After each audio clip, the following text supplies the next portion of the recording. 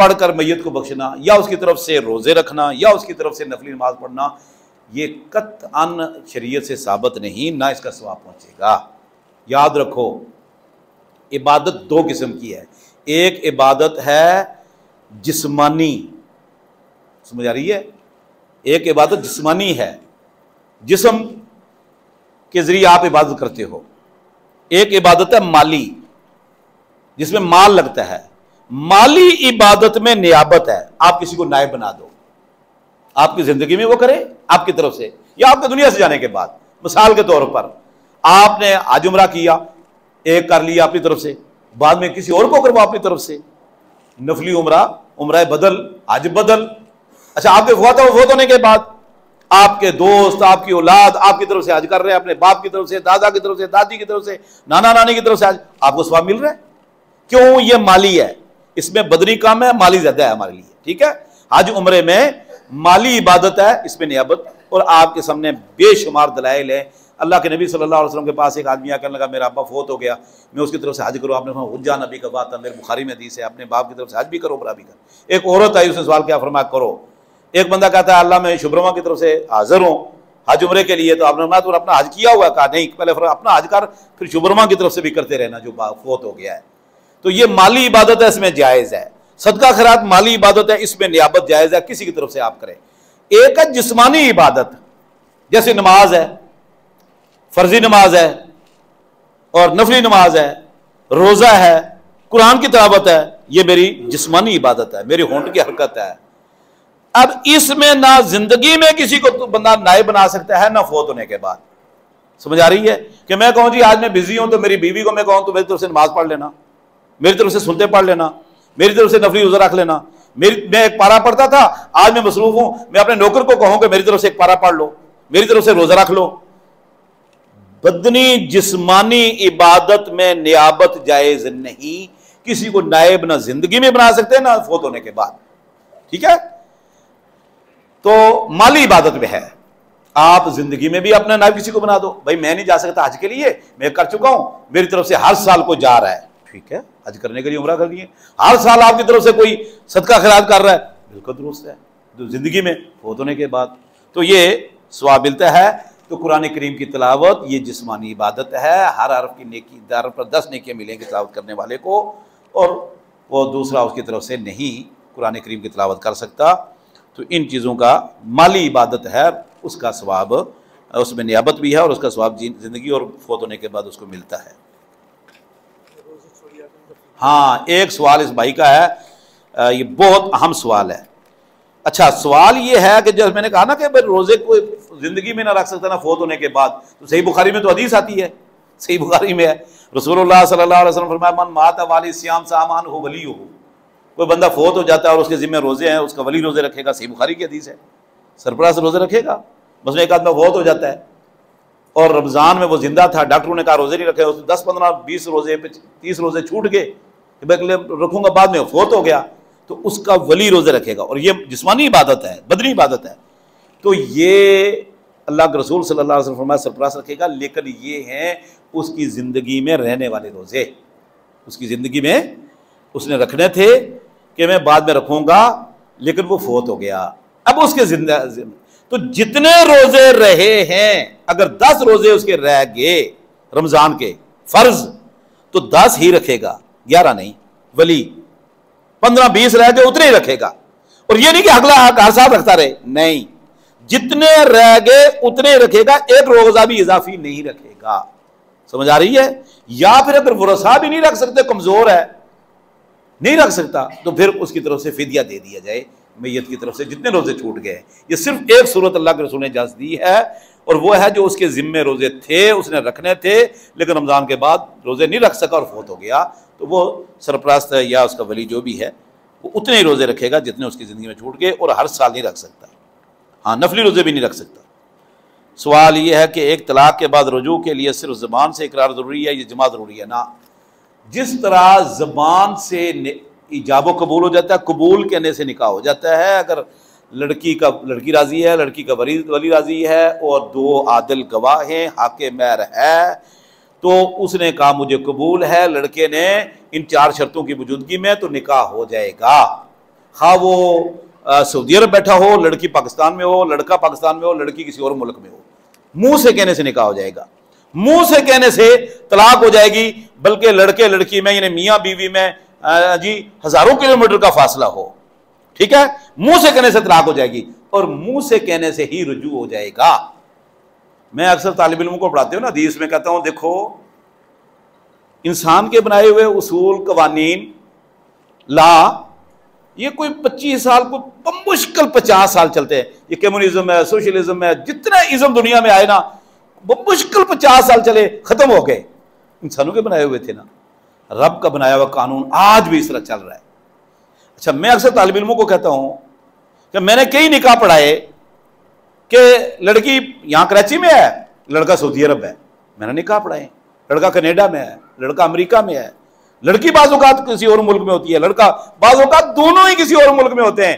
میرے سامنے صرف لڑکی کے اولیاء ہوتے ہیں اور دونوں گواہ ہوتے ہیں۔ ہاں، اگر سامنے نظر آ رہے ہیں اور گواہی دینے والا گواہی دے رہا ہے کہ یہی دلہا ہے، یہ دلہن ہے، تو ہم نکاح پڑھاتے ہیں۔ تو میں طالب علموں کو کہتا ہوں کہ اللہ رب العزت کو پتا تھا کہ یہ دنیا گلوبل ولیج بن جائے گی، ایک وقت آئے گا کہ دنیا گاؤں کی طرح ہوگی، ایک سیکنڈ میں ایک جگہ کی خبر دنیا کے دوسرے کورے تک پہنچے گی اور کاروبار بھی ہوگا۔ تو بلکہ ہم بعضوں کا نکاح پڑھا کے ایجاب و قبول بھی کرواتے ہیں، دلہا دلہن یہاں ہوتی ہے، دلہا وہاں ہوتا ہے، باقاعدہ دیکھ رہا ہوتا ہے، میں قبول کرتا ہوں، حتیٰ کہ میں دعا کر رہا ہوتا ہوں، دلہا امریکہ سے آمین آمین کہہ رہا ہوتا ہے، نظر آ رہے ہوتے ہیں سامنے اسکائپ کے اوپر، ٹویٹر پر۔ تو بہرحال میں طالب علموں کو کہتا ہوں کہ اللہ کو پتا تھا، تو اللہ نے نہ یہ شرط نہیں لگائی کہ لڑکی بھی نکاح خواہ کے سامنے موجود ہو، لڑکا بھی موجود ہو، نہ نکاح کے ٹائم روبرو موجود ہوں، کٹھے موجود ہوں مجلس میں، نہ ہی طلاق کے ٹائم، نہ ہی رجوع کے ٹائم۔ یہ قربان جائیں اس خالق کائنات پر۔ اللہ کو پتا تھا کہ وقت آئے گا دنیا ایسے بن جائے گی، تو اللہ نے یہ سامنے دونوں ایک ہی جگہ پر ہونا ضروری قرار نہیں دیا۔ تو رجوع زبان سے ہوتا ہے، اس کی دلیل صحیح بخاری میں ہے۔ عبداللہ بن عمر رضی اللہ عنہ اپنی بیوی کو حیض کی حالت میں طلاق دے دی، عمر بن خطاب نے بتایا تو آپ نے فرمایا مَمُرْهُ فَلْيُرَاجِعْهَا، اپنے بیٹے کو بولو حیض کی حالت میں طلاق نہیں دینی چاہیے تھی، انہیں خلاف سنت کام کیا ہے، اس کو حکم تو یہ رجوع کرے۔ عبداللہ بن عمر نے رجوع کر لیا، تو حیض کی حالت میں تو مصری منع ہے، تو رجوع کیسے کیا؟ زبان سے طلاق دی اور زبان سے ہی رجوع کر لیا۔ فرمایا اب ایسے طہر میں طلاق دینا جو بیوی قریب نہ گیا ہو، یہ حمل کی صورت میں دے دینا اگر دینا چاہتے ہو، نہیں تو رجوع کر لو اور ضرورت نہیں اگلی طلاق دینے کی۔ اس میں اختلاف بھی کوئی نہیں، زبان سے بھی رجوع ہو جاتا ہے۔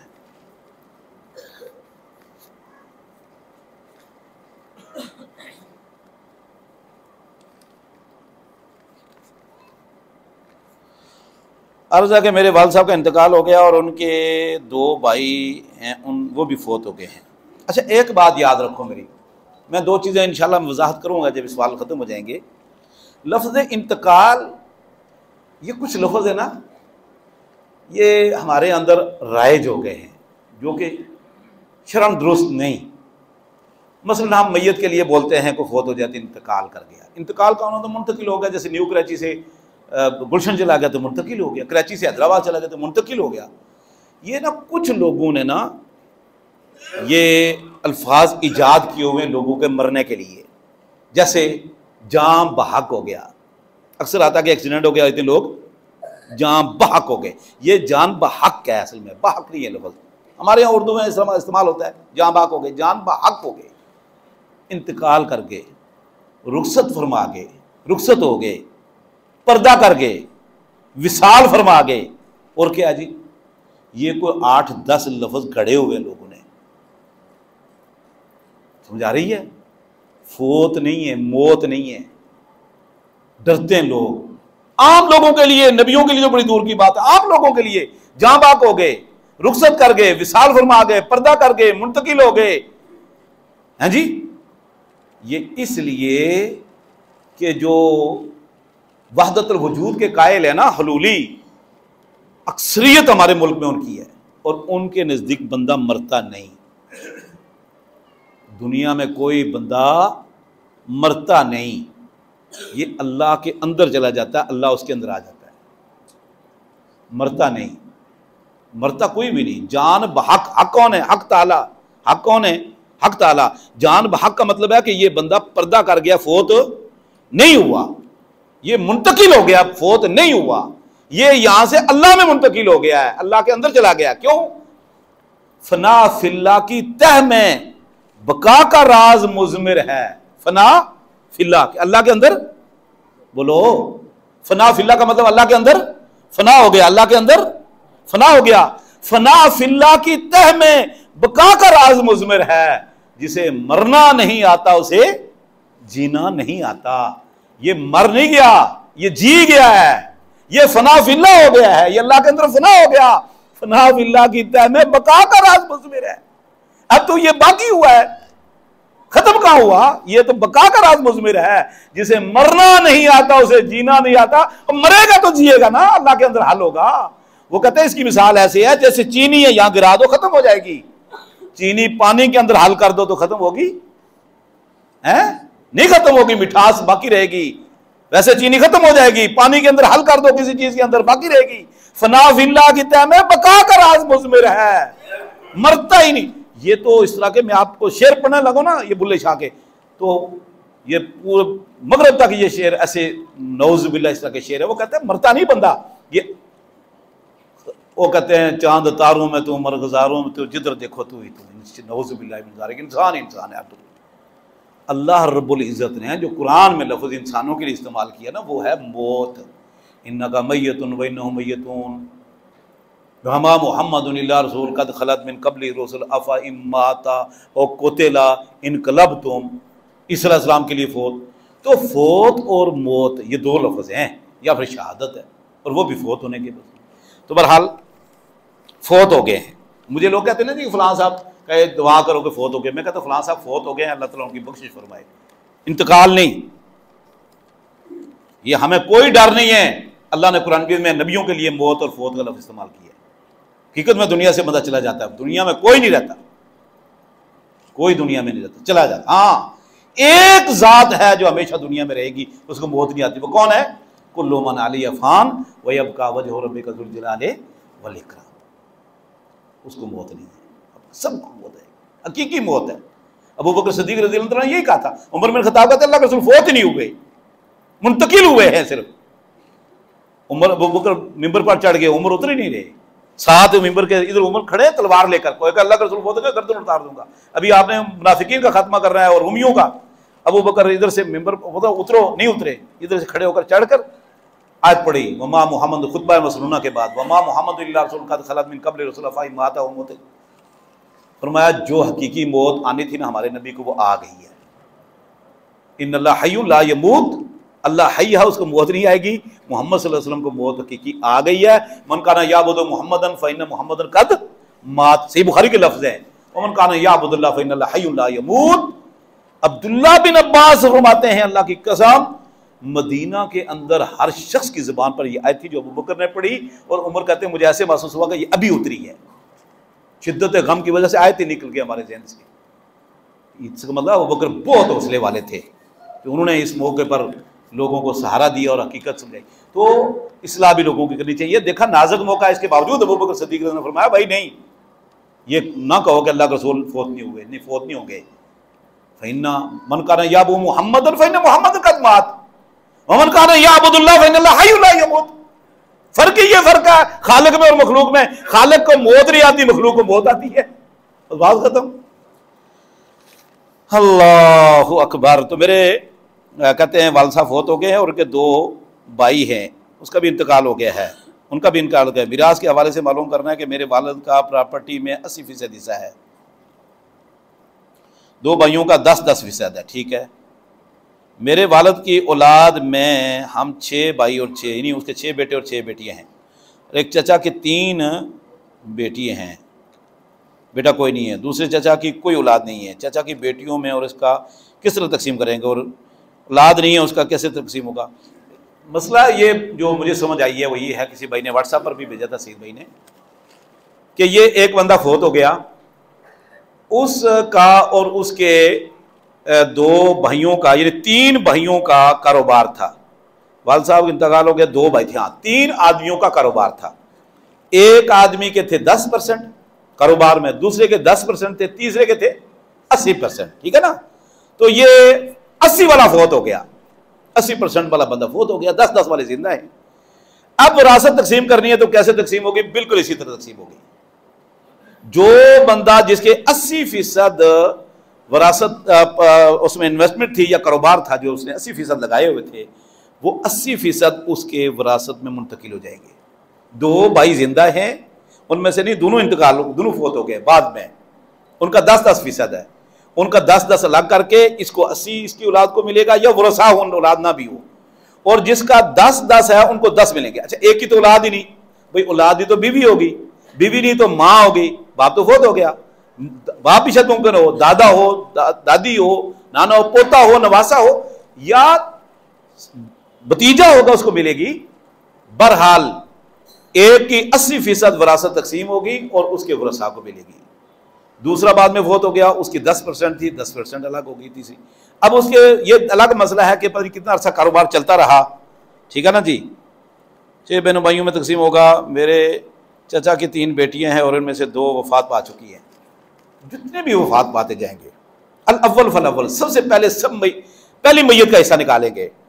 दूसरे के, अब पहली मैयत का हिस्सा निकालेंगे ना तो उसकी औलाद को मिलेगा। अगर औलाद में बेटियां हैं तो सब भाइयों को मिलेगा, अगर वालिद नहीं तो जो भाई 2 जिंदा है उनको मिलेगा। उस वक्त तो जिंदा थे ना, बाद में फौत हुए। इसी तरह जब दूसरे भाई की विरासत है, जिसकी शादी नहीं हुई, उसका एक भाई तो जिंदा होगा ना तीनों में से, उस भाई को मिलेगा, बहन को मिलेगा, नहीं है तो मेरे भतीजों को मिलेगा। ये तो एक कन्फर्म है ना, अल्लाह ने बता दिया। विरासत तकसीम करने वाले मिनट में कर लेते हैं। तो बहरहाल तरीका यही है, सबसे पहले पहली मैयत का, दूसरे के बाद दूसरी। मेरे पास ना एक साहब आए विरासत के लिए, पिछली मरतबा मैं वाकया सुनाया था ना, हम लोगों को समझ नहीं आती असल में, क्योंकि ये हमारे माशरे में है नहीं। अब हम रोड पर निकलते हैं, ट्रैफिक के कानून का सबको पता होता है, औरतों मर्दों को, क्योंकि रोजाना पाला पड़ता है, विरासत का नहीं पड़ता, इसलिए पता भी नहीं। मेरे पास बंदे आए, अच्छा जी, लिखा हुआ कि एक बंदा फौत हो गया तो उसके इतने बेटे बेटियां थे, उनमें से उसके बाद उसके बेटे भी फौत हो गए, तो उसकी औलाद भी है, और उसके बाद उसका दूसरा बेटा फौत हो गया, उसकी औलाद भी है। 3 मैयत हो गई, एक बंदा फौत हुआ, उसके 2 बेटे फौत हो गए। अच्छा, अब मैंने पूछा कि वरसा कौन है? फलां है, फलां फलां फलां फलां। जब मैंने विरासत लिखी ना तो मैंने लिखा कि जब पहले मैयत फौत हो गई थी तो उस के बीवी भी थी और बेटे बेटियां भी थे, ठीक है जी। और उसके तो बीवी को मिल गया इतना हिस्सा, बेटे बेटियों को मिल गया इतना हिस्सा, तो बिल्कुल वाज़ेह है कुरान शरीफ का। दूसरी मैयत, जब दूसरी मैयत फौत हुई तो मैंने, चूंकि मुझे सारा पर पूछ के लिख लिया था, तो मैंने लिखा कि भाई उसके, वो शादीशुदा था, तो उसके बेटे को इतना मिलेगा और बेटियों को मिलेगा, उसकी माँ को मिलेगा। अब ये ना जो बंदा फतवा के पढ़ रहा है, अरे शेख साहब उसकी माँ, ये तो मैंने लिखवाया ही नहीं था। मैंने कहा जो पहले बंदा फौत हुआ उसके 2 बेटे थे, उसकी बीवी थी, मैंने कहा हाँ, तो ये जो दूसरा बेटा फौत हुआ तो उसकी बीवी इसकी क्या लगी? माँ है ना। दूसरी मैयत की, पहली मैयत की बीवी दूसरी मैयत की सगी माँ है, तो उसको भी हिस्सा मिलेगा। अब उसके ज़हन में नहीं था, माँ का हिस्सा भी है। बल्कि मैंने एक तो ऐसी पार्टी भी पकड़ी, मैं तो पूछता हूँ ना सारी तहकीक करके, मैं बड़े ठोकरे खा चुका हूँ। मैंने पूछा कि भाई अच्छा इस तरह है कि तब वालिद साहब की 6 दुकानें थी, यूँ था वो था फलां था, बहन भाई हैं। मैंने कहा आपके वालिद साहब की शादी एक थी, 2? कहते 2 शादियाँ थी। अच्छा, तो आपने इधर एक बीवी लिखा है? कहते जी एक बीवी तो बहुत पहले फौत हो गई थी, हमारी अम्मी थी जब अब्बा फौत हुआ। तो मैंने कहा जो पहले आपके अब्बा की बीवी फौत हुई उससे को औलाद थी? हाँ एक भाई है। तो मैंने कहा नलायको, बदबख्तो, इधर लिखो ना तो 7 भाई हो।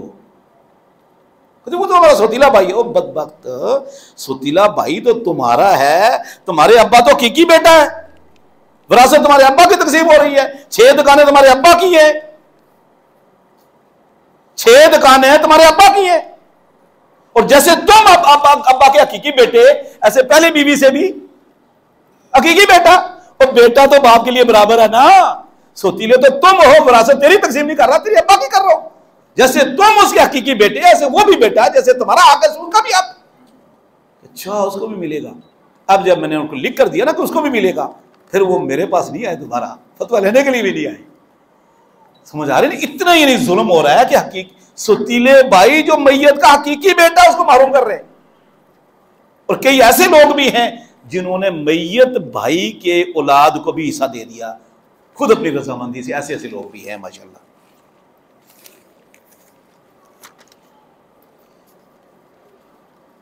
کیا انسان ہر وقت مایوسی ہے؟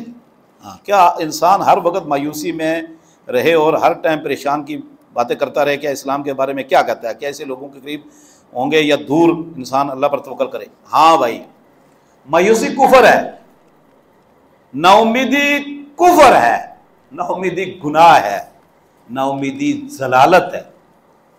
سمجھ آ رہی ہے؟ مسلمان ہو اور مایوس ہو، بھائی جان ایک ذات ایسی ہے، ایک ہستی ایسی ہے جو ہمیں عدم سے وجود میں لایا، حال علی الانسان حین من الدہر لم یکن شیئا مذکورا، جو ہماری ماں سے کروڑوں گنا زیادہ ہم سے محبت کرتا ہے، ماں سے ہمارے بارے میں فکر، کل یوم ہو فی شان، اس کے ہوتے ہوئے ہم پریشان ہوں۔ یعقوب علیہ السلام کا ایک بیٹا گم ہو گیا، نبی ہیں، ابراہیم علیہ السلام کا پوتا، اسحاق کا بیٹا علیہ السلام علیہ الصلوۃ والسلام، یعقوب علیہ السلام کا ایک بیٹا گم ہو گیا، بڑا پیارا بچہ، بھائیوں کے ہاتھوں سے۔ مایوس ہوئے؟ نہیں۔ کچھ عرصے بعد دوسرا بیٹا بھی، چلو پیریا بھی ہو گیا، بھائی آگے کہنے لگے ابا جان آپ کے بیٹے چوری کی، بادشاہ نے رکھ لیا ہے۔ بھائیوں کو پتا نہیں وہی بادشاہ یوسف علیہ السلام۔ ابا نے کیا کہا؟ انما اشکو بثی وحزنی الی اللہ۔ لیکن کیا کہتے ہیں؟ یا بنی اذهبوا فتحسسوا من یوسف واخیہ ولا تیأسوا من روح اللہ انہ لا ییأس من روح اللہ الا القوم الکافرون۔ یا بنی اذهبوا، بیٹے جاؤ، فتحسسوا من یوسف واخیہ، یوسف اور اس کے بھائی بنیامین کے بارے میں چھان پھٹک کرو، تحقیق کرو، معلوم کرو، لوگوں کے پاس جاؤ، اس گاؤں میں جاؤ، مصر میں جاؤ، ادھر بیٹھے ہوئے ہو۔ فتحسسوا من یوسف واخیہ ولا تیأسوا من روح اللہ، اللہ کی رحمت سے مایوس نہ ہونا، انہ لا ییأس من روح اللہ الا القوم الکافرون، اللہ کی رحمت سے مایوس وہی لوگ ہوتے جو کافر ہوتے ہیں۔ سمجھ آ رہی نا؟ ابراہیم علیہ السلام نے یہی کہا تھا نا کہ وَمَن يَقْنُطْ مِن رَحْمَتِ رَبِّهِ إِلَّا الضَّالُّونَ، ہے نا یہی آیت؟ اللہ کی رحمت سے وہی لوگ مایوس ہوتے جو ضالون، گمراہ ہوتے ہیں، کبیرہ گناہ ہے۔ بھائی جان ایسے ایسے انبیاء کے واقعات اللہ نے قرآن میں، اور زکریا ابراہیم علیہ السلام کے پاس رشتے آ گئے، بچڑا سجی بنا کے رکھا، وہاں آپ نہیں کھاتے، پریشان ہو گئے، یہ لگتا ہے فرشتے ہوگا، جی ہاں، فرشتے جب انسانی شکل میں آتے ہیں تو عذاب لے کر آتے ہیں۔ یار کیا ہو گیا میری اور میرے کو؟ آپ نے گھبرایا، ہم لوط کی طرف آئے ہیں۔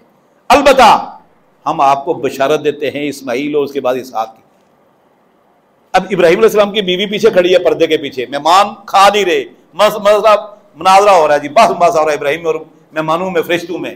آپ فرمائے نہیں ہم لوط کی طرف آئے عذاب لے کر، البتہ آپ کو ہم خوشخبری دیتے ہیں اسماعیل اور اس کے بعد اسحاق کی۔ فسکت وجہہا وقالت عجوز حکیم، اتنی حیرت کی بات، ابراہیم علیہ السلام کی بیوی ایک دم ہے، فسکت وجہہا، آپ نے پڑھا ہوگا نا کہ منہ کو تھپڑ مارا، تھپڑ کا مطلب کیا ہے؟ یہ ایک عورت ہوتی ہے جب بندہ ایسے کرتا ہے، تو اردو کی خصوصاً ایک دم سے کہا ہے کیا کہہ رہے ہو عجوز، میرا شور بوڑھا، کھنکھناتی ہڈیاں میرے شور کی، سفید بال ہے داڑھی اور سر کے، جریاں بڑھ چکی، حکیم میں بانج ہوں۔ عجوز شور کو کہا، حکیم بانج، بے، بچہ کہاں سے ہوگا؟ اور فرمایا اللہ کے بندی ہو، اللہ کی رحمت، اللہ دے گا تمہیں، ہم بشارت سناتے ہیں انشاءاللہ 2 بیٹے ہوں گے۔ اللہ نے 2 بیٹے دیے۔ ابراہیم علیہ السلام اس وقت یعنی 80 سال کے بھی بعد یہ اللہ نے 2 بیٹے دیے۔ زکریا مریم کے پاس پھل دیکھے بے موسم میں، دعا زکریا ربہ، یا اللہ تو بے موسم میں پھل تو بھتیجی کو دے سکتا ہے مریم کو، مجھے واشتعل راسہ شیبہ، راسی شیبہ، میرا سر بالکل سفید ہو چکا ہے، داڑھی کے بال بالکل سفید ہو چکے ہیں، یا اللہ میری بیوی بانج ہے پر تیری رحمت سے میں مایوس نہیں۔ اللہ نے فرمایا مایوس نہیں نا، 40 سال پہلے تم بچے پیدا کرنے کی عمر کراس کر آئے ہو، سمجھ آ رہی ہے؟ لیکن تمہیں میں یحییٰ کی بشارت دیتا ہوں۔ سبحان اللہ، اللہ نے ابھی حمل بھی نہیں ٹھہرا، بیٹے کا نام بتا دیا کہ تیرے بیٹے کا نام یحییٰ ہوگا۔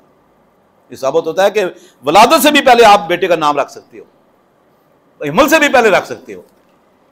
تو بہرحال اس کی بڑی اللہ کی رحمت سے مایوس نہیں ہونا. اللہ تعالیٰ نا بس یہ من یتق اللہ یجعل لہ مخرجا ویرزقہ من حیث لا یحتسب. یوسف علیہ السلام کہاں محل کے اندر آٹومیٹک دروازے, آٹومیٹک قفل, محل کے 40 کلومیٹر پر محل ہوتا تھا اس زمانے میں, کتنے دروازے. وغلقت الابواب. یوسف علیہ السلام گاؤں گوٹ سے آئے, دروازہ کیسے کھلتا ہے پتہ ہی کوئی نہیں, آٹومیٹک ہے بادشاہ کے دروازے قفل. یوسف علیہ السلام نے وہاں بھی اللہ کو پکارا نا, رب نے کہا موڑ, یا اللہ دروازے کیسے چھوڑ. ومن یتق اللہ یجعل لہ مخرجا ویرزقہ من حیث لا یحتسب یجعل لہ مخرجا. یوسف علیہ السلام مڑے, سارے دروازے کھلتے رہے, سارے دروازے خود بخود کھلتے گئے. وَيَرْزُقُهُ مِنْ حَيْثُ لَا يَحْتَسِبُ. اور رزق کیا, مصر کا بادشاہ بنا دیا. یرزقہ کیسا رزق دیا, صرف رزق نہیں دیا, یوسف علیہ السلام رزق تقسیم کر رہے ہیں ماشاءاللہ. لیکن تقوی, اللہ پر بھروسہ. صحیح جامع ترمذی کی حدیث ہے, سنن نسائی میں بھی ہے, اللہ کے نبی صلی اللہ علیہ وسلم فرمایا لو انکم تتوکلون علی اللہ حق توکلہ لرزقکم کما یرزق الطیر تغدو خماسا وتروح بطانا. اگر تم اللہ پر توکل کرو جیسے توکل کرنے کا حق ہے, اللہ آپ کو روزی دے گا جیسے پرندوں کو روزی دیتا ہے. تغدو خماسا وتروح بطانا, صبح خالی پیٹ نکلتے ہیں. کسی پرندے کی کوئی دکان نہیں, کسی پرندے کی کوئی مارکیٹ نہیں, کسی پرندے کی کوئی زمین نہیں, کسی پرندے کا کوئی بزنس نہیں, خالی پیٹ نکلتے ہیں. تروح بطانا, شام کو پیٹ اور پپوٹے بھر کے آتے ہیں.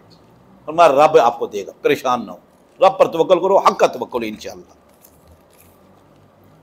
تہجد کی نماز 8 رکعتیں, اگر 2 رکعت پڑھ لیں تو کیا ہوگا, وضاحت کر دیں. تہجد جا کر پڑھ سکتے ہیں یا سو کر.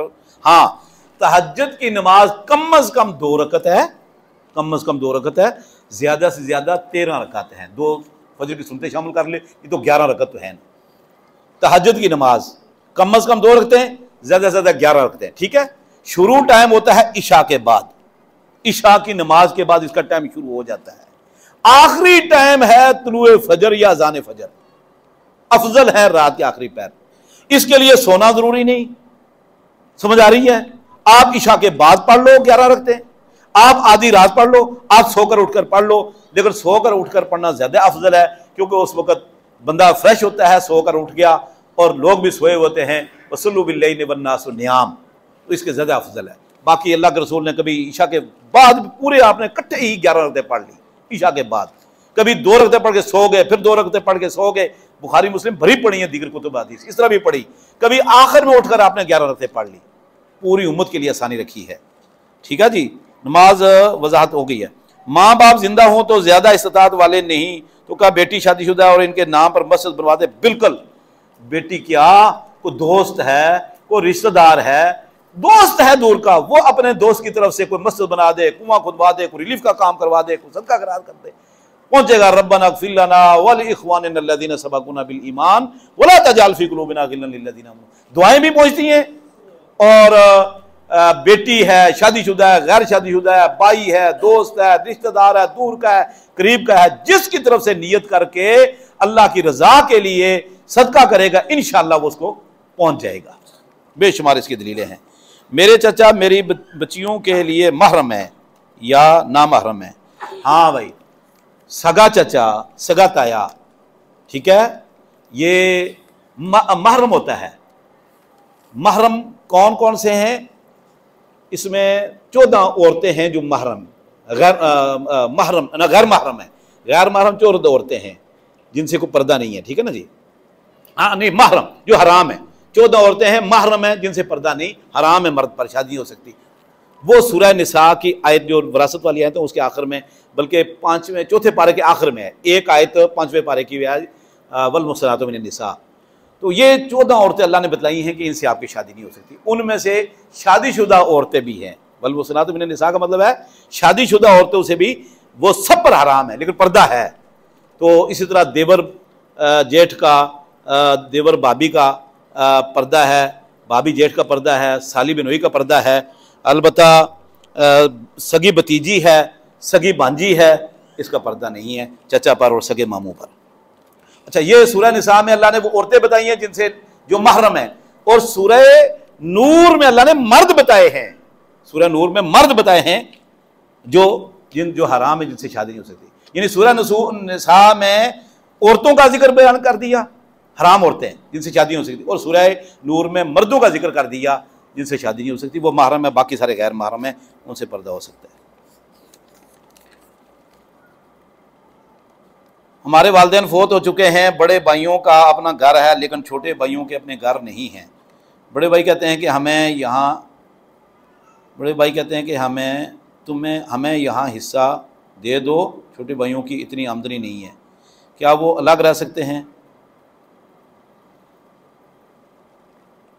بڑے بھائیوں کا اپنا گھر ہے لیکن چھوٹے بھائیوں کا اپنا گھر نہیں ہے. ہاں اچھا، میں سمجھ گیا. یعنی کوئی بندہ فوت ہو گیا ہے، اس کے بیٹے اور بیٹیاں ہیں، کچھ بیٹے شادی شدہ اور اپنا ان کا گھر ہے، کچھ بیٹے ایسے ہیں جو باپ کے گھر میں رہتے ہیں. تو بڑے بیٹے، یقیناً بات ہے جو بھائی لکھا ہے، بڑے بیٹے میت کے وہ حصہ مانگ رہے ہیں اور کہتے ہیں کہ بھائی ہمیں حصہ دو.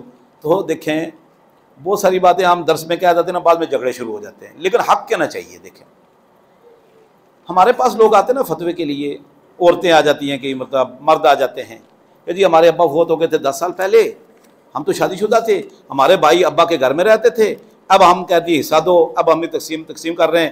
تو وہ چونکہ تو میں ان کو کہتا ہوں کہ وہ بھائی بھی آتے ہیں نا ساتھ بعض اوقات میت کے بیٹے.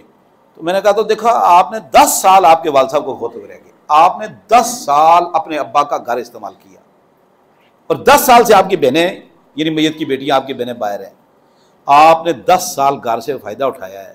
اگر 10 سال کا کرایہ بھی اگر آپ کی بہنیں مانگے نا کہ بھئی 10 سال اگر یہ کرائے پر مکان دیتے تو کتنی آمدنی ماہانہ ہوتی، تو آپ کی بہنیں کہ ہمیں وہ بھی دو کرائے کی مد میں جو ہمارا حصہ بنتا ہے، تو آپ کو 10 سال کا کرایہ لگا کر بھی ان کو دینا پڑے گا. وہ پھنس جاتے ہیں. پھر کہتے آپ ہماری بہنوں کو بھڑکا رہے ہو ہمارے خلاف، یہ پتہ ہی نہیں تھا، آپ نے بتایا تو وہ بھی اب ہم سے وہ بھی مانگیں گی. تو بھائی پہلے دن تقسیم کر لو. اچھا میں نے نا اس موضوع پر 5-6 جمعہ پڑھایا حسین بھائی، کہیں سے آپ لے لینا، وہ یوٹیوب پر مل جائے.